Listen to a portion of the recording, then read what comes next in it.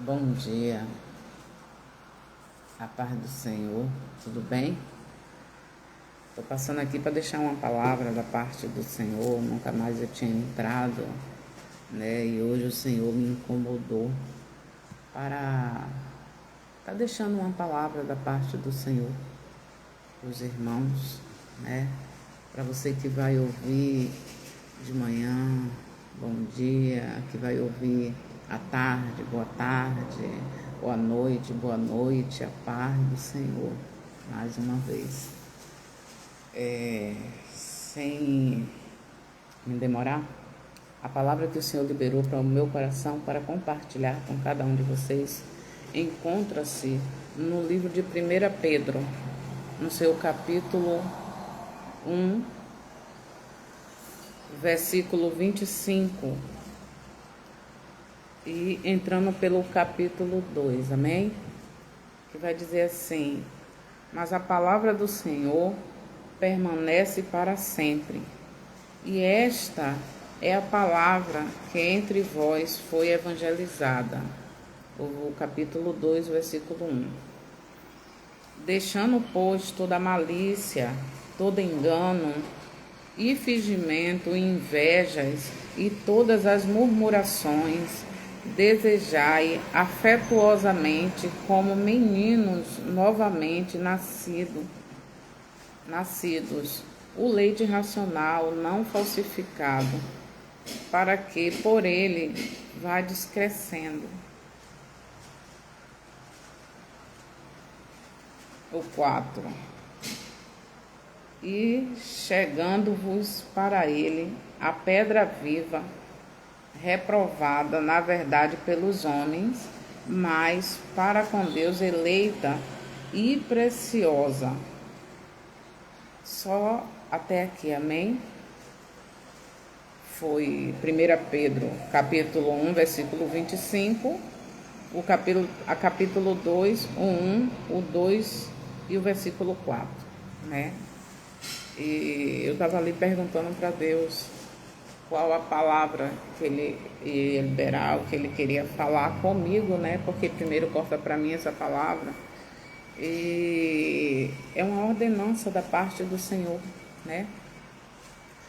Que precisamos vigiar com o que é que estamos falando, com quem estamos falando, né? Qual tem sido a nossa conduta diante de Deus. Eu não estou falando sobre ser crente, eu estou falando sobre a palavra do Senhor, né? É disso que eu quero expressar nesse momento. E ele fala deixando toda malícia, né? Toda obra do engano, todo fingimento, toda falsidade. E ele completa falando a respeito da inveja e das murmurações, né? E às vezes a gente se acha muito certo. Às vezes a gente acha que não está sendo falso com ninguém. Às vezes a gente acha que não fala mal de ninguém, né? Ai, é só um comentário. Quando na realidade a gente acaba falando mal dos outros, sim. Porque aquilo que é falado, se a pessoa não está presente, a gente está falando dela.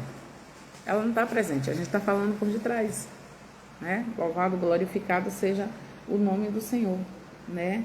E de repente o comentário que é feito da vida daquela pessoa que não está ali presente não agrade a pessoa.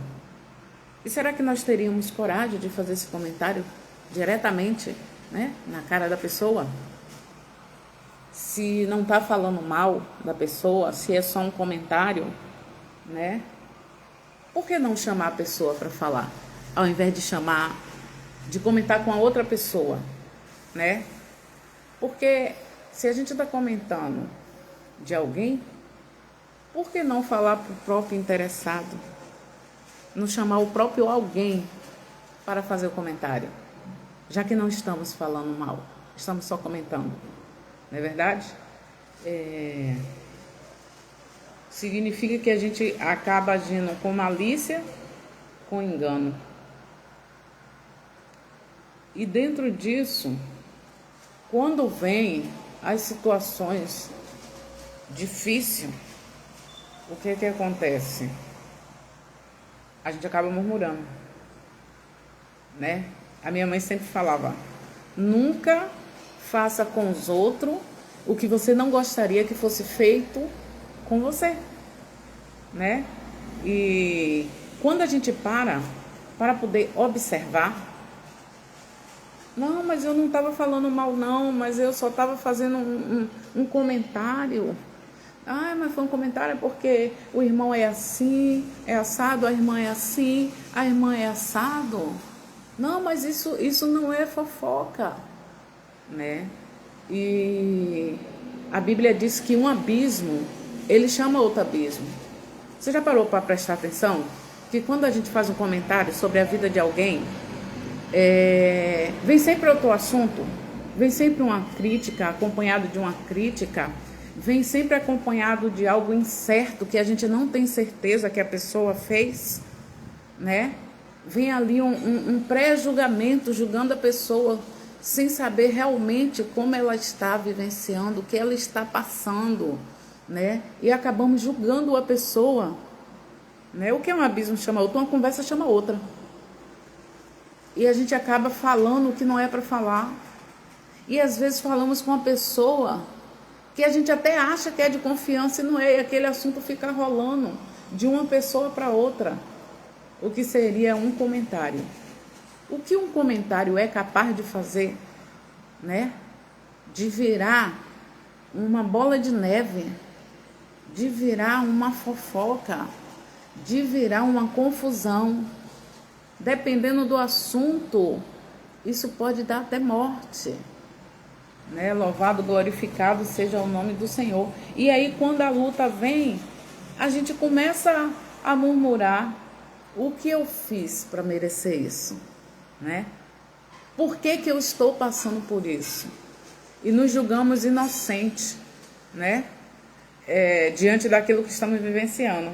Isso é tão interessante que a Bíblia também fala de que se queixa o homem, né? A Bíblia fala que a gente se queixa das nossas próprias atitudes precipitadas. Tomamos atitude precipitada, falamos demais o que não é para falar. E quando a luta vem, quando o vento vem, a gente começa a murmurar, achamos que não merecemos passar pelaquela situação. Mas o que foi plantado para aquela situação venha temer até você? Como tem sido a minha conduta e a sua conduta diante de Deus, diante dos homens, né? Então, quando chega, ele manda a palavra no versículo 25 do capítulo 1, ele dá uma ordenança, né, sobre isso. E no 2, ele libera uma palavra, dizendo: desejai afetuosamente como um menino nascido novamente, o leite racional e não falsificado, para que por ele vá descrescendo. O Senhor está falando da própria palavra. A Bíblia diz, lá em João capítulo 1, ele veio para o seu e o seu não receberam, né? Louvado seja o nome do Senhor. E o Senhor está falando nisso, que é para procurar ele, né? Porque ele é o caminho, a verdade e a vida. Ele não está falando aqui que eu preciso, que você precisa estar na igreja todo dia. Não é sobre isso. As pessoas às vezes confundem as coisas. Quem vai determinar se você vai congregar em uma igreja, se vai todo dia, o que você vai fazer, o que você não vai fazer, é o Espírito Santo que convence, não é o homem. Não é para ir por obrigação, e sim pelo desejo que Deus coloca no meu coração e no seu coração, né? Ah, mas tem que ir para a igreja, tem que ir todo dia. Né? Isso é para crente, é para não crente. Ele, aqui na palavra ele não fala cristão, não é sobre isso. É sobre o que você fala com Deus no secreto, o que nós temos falado, o que nós temos pedido, né? A Bíblia também fala o que adianta o homem ganhar o mundo e perder a alma e ir para o inferno. Embora muitos achem que o inferno ele não existe, né? Mas o mundo espiritual está aí. vivo, o inimigo levando, ceifando a vida de muitos, né? Sem o conhecimento da palavra de Deus. E ali o Senhor falava para procurar, desejar a presença dele, né? Não como leite falsificado. O que é o leite falsificado que a palavra está falando? São as coisas que o mundo tem oferecido, né? São o comportamento do mundo. Se você for olhar, analisar a Bíblia, quando fala dos 10 mandamentos, né? Ele não está falando para prejudicar ao ser humano. Ele está falando não roubar. Se a gente roubar, a gente vai pagar o preço porque roubou. Fala não matar, né? Não adulterar. Ali ele está falando, não é para o bem dele. Não. Ele está falando para o meu bem e para o seu bem. Se você parar para analisar, é igual como ele está falando aqui, né? Que ele é o caminho, a verdade e a vida, que não existe outro, né, que não seja ele. Você já parou para observar, independentemente de religião, quando uma pessoa ela cai enferma, ou tem um acidente, acontece algo, qual é a primeira palavra? Ai meu Deus, não é verdade? Chama quem? Não chama nenhum tipo de entidade, não chama nenhum tipo de Deus estranho. A primeira palavra, meu Deus, me ajuda. Ai, meu Deus do céu. Não é assim? É sobre isso. É sobre chamar Ele. É sobre participar do seu dia a dia com Jesus. Que é isso, irmão? Tá ficando maluca? Não, eu não tô ficando maluca. Quando você se esvazia com Jesus, a situação é outra. Só Ele tem o poder, ó, para curar a minha alma e a sua alma. Só Ele, mais ninguém. Sabe aquele segredo que eu não conto para ninguém, você não conta para ninguém? Nós podemos contar para Ele, para aliviar a nossa alma. Que muitas vezes estamos sorrindo, brincando, mas o coração está sangrando por dentro. Com tanta coisa que já passou na vida, o coração está ferido. Quando lembra de algo que já passou, chora, porque aquilo machuca. É como uma ferida aberta. E o Senhor está dizendo hoje, vinde a mim, todos vós que estáis cansados e oprimidos, eu vos aliviarei. Ele está falando do alívio da alma que só Ele pode dar. Ele não está dizendo, vá para a igreja, sente na igreja, escuta a minha palavra, fique lá, vá, dê dízimo, dê oferta, faça e aconteça. Não! A Bíblia não está mandando fazer isso. Louvado seja o nome do Senhor. A Bíblia está falando para procurar Ele, para você falar para Ele o que tem afligido a sua alma hoje, o que está te machucando. Muitas das vezes nem dormindo tá direito, preocupada, as preocupações com tantas as coisas, né? E aí vem a preocupação, vem a ansiedade, vem a depressão, e novamente um abismo chama outro abismo. Então precisamos desejar a presença de Deus dentro de nós. Participar, Senhor, olha, hoje eu tive um dia assim, assim, olha Deus, foi assim, assim, me ajuda. Ai Senhor, eu cansei de ser o mesmo. Eu cansei de estar vivendo nessa vida um dia após dia, sabe? Nessa rotina da minha vida, sem esperança, sem nada, sem uma perspectiva de vida. O Senhor está te fazendo um convite hoje. Isso é para crente e para não crente, porque tem crente que está dentro da igreja, mas está morto espiritualmente. Vai lá, ouve a palavra, mas já não está nem mais aí. Muitos ainda não tiveram um encontro de verdade com Cristo. E o Senhor está dizendo, vinde a mim. Fala para mim o que está te afligindo. É uma conversa no secreto entre você e Deus.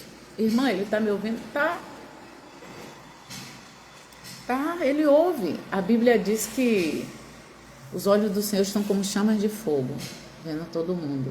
E que o ouvido dele não está gravado para que não possa te ouvir. Sabe o que significa? Que Deus não é surdo, que Ele te ouve. Ah, irmão, mas eu pensava que Ele só ouvia quem está na igreja. Não. A Bíblia não fala sobre isso. Quando a Bíblia fala em João capítulo 1, no versículo 1, que Ele era o verbo, né?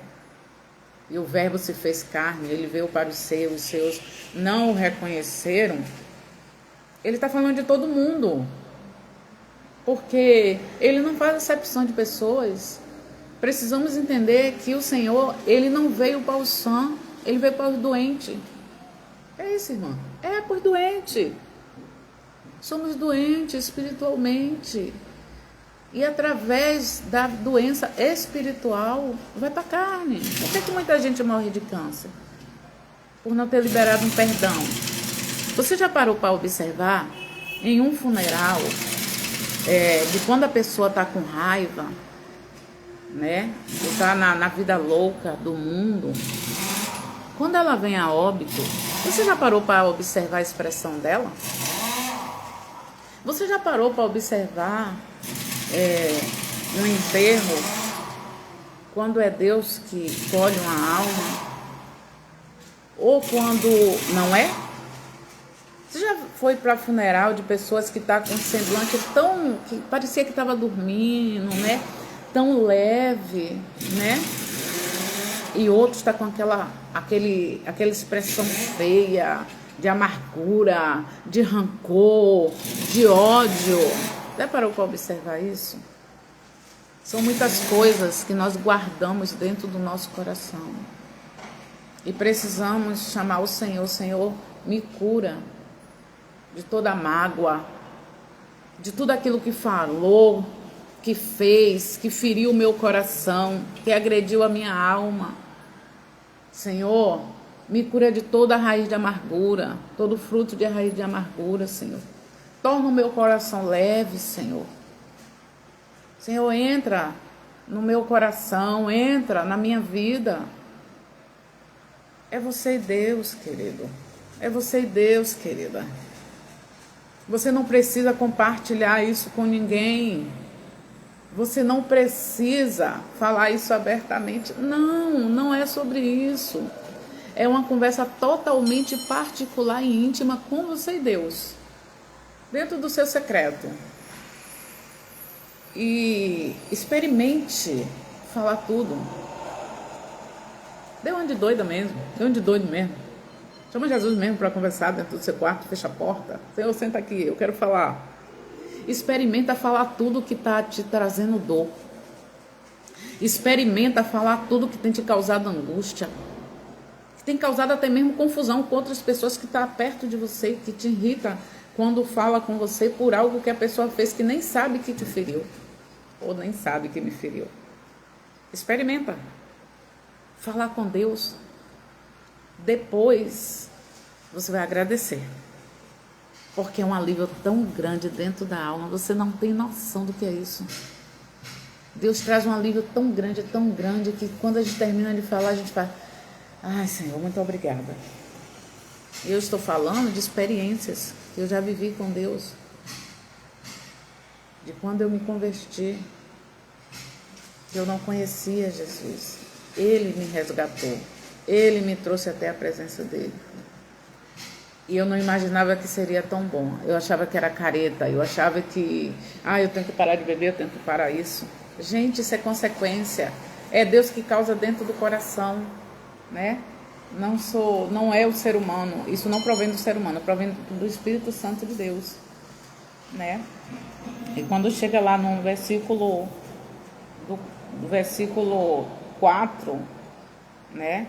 Do capítulo 2 de 1 Pedro, que vai falar: chegando-vos a ele, pedra viva, significa que ele está vivo, ele é até reprovado pelos homens, né? Porque muitos não creem em Jesus, então é reprovado por causa disso. E ele fala sobre isso, que ele é a pedra viva, preciosa para Deus, ou seja, Deus enviou o seu único filho para morrer por mim e por você. E muitos dizem assim: mas Maria é santa. Aí eu fiquei: peraí. Se ele veio para os seus, os seus não receberam, e classificou Maria como santa, que finalidade Deus ia mandar o único filho dele, se Maria já era santa? Se ela é santa, Deus não precisaria mandar o filho dele, correto? Ela iria para a cruz, iria morrer pelo ser humano. Você não concorda? Né? Se ela é santa, se ela faz milagre, por que ela não morreu por nós? Por que ela não levou sobre si os nossos pecados, as nossas feridas, como a Escritura fala? Não, porque ela foi santa, porque ela era virgem, ela gerou nosso Senhor Jesus Cristo, ok. Mas depois disso, ela não manteve relações sexuais com o homem? Ela não teve outros filhos? Para ela ser santa, eu acredito que ela teria que não ter se deitado mais com homem nenhum.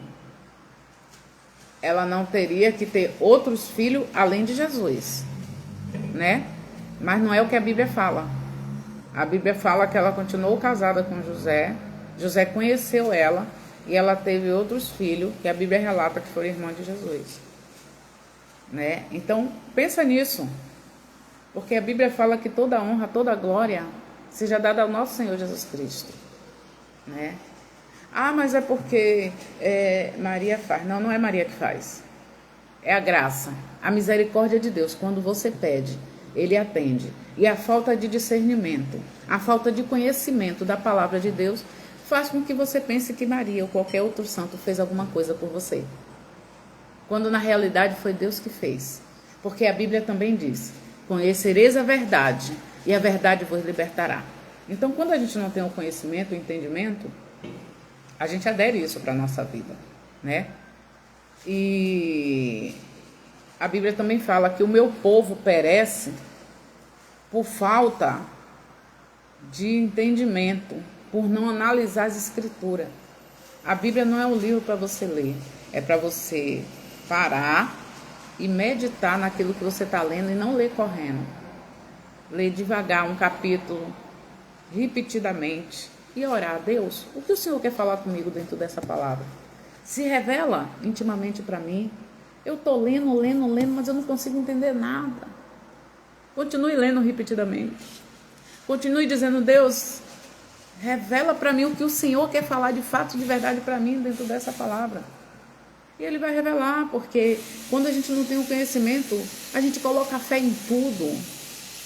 A gente acredita em tudo. Por isso que Deus fala que Ele perdoa aquele que não tem o conhecimento, aquele que não tem entendimento, né? De quê? Da palavra dele, né? As palavras dele contidas dentro da Bíblia. Tem muitos relatos dentro da palavra do Senhor. E dentro do relato também tem a palavra saindo da boca de Deus para a minha vida e para a sua vida. O que precisamos é pegar, entrar na nossa casa, entrar no nosso quarto, ou escolher um cantinho da casa, não especificamente no quarto, e falar com Deus. Ah, mas eu não sei orar. Eu não estou falando sobre oração, não, estou falando sobre conversar com Deus. Porque conversar com Deus já é a própria oração, entendeu? Deus não quer ouvir palavras bonitas. Deus quer gerar intimidade com Ele, com você, com Ele, comigo. É conversar com Deus. Ele vai te ouvir, Ele vai te entender. E tem um detalhe nisso tudo, que é muito interessante. Tudo que você falar com Deus, fica guardado no coração dele. Ele é o único, exclusivo. Não vai te julgar, não vai te apontar. O seu nome não vai estar na boca de ninguém, a não ser no coração dele. Ele vai te abraçar, vai te curar. Você passa a ser um ser humano melhor. Quem é o beneficiado com isso tudo? É eu e você. Ele é o único que vai olhar para mim e para você com um olhar de misericórdia. Vai nos abraçar com braços de amor. Vai acalmar a nossa alma. E vai nos trazer a salvação, que é o principal de tudo. Então, deixe fluir dentro de você o desejo de falar com Deus. Fala com Ele. Conversa com ele. Fala como você está. Fala o que você tem passado. Fala o que as pessoas lhe disseram que você não gostou. Fala do desejo do coração que muitas vezes sente vontade de fazer isso ou aquilo outro com a pessoa que te afrontou, que falou mal de você. Fala para ele tudo que você já fez de perversidade. Fala para ele tudo de perversidade que já fizeram com você. E quando você fizer tudo isso, você vai agradecer a Deus. E vai dizer, meu Deus, por que eu não falei com o Senhor antes? Por que eu não procurei o Senhor antes? Amém? Fica com essas palavras aí na tábua do seu coração, tá certo? Que Deus abençoe grandiosamente você e a sua família. E fiquem todos na paz do Senhor, amém? Até a próxima.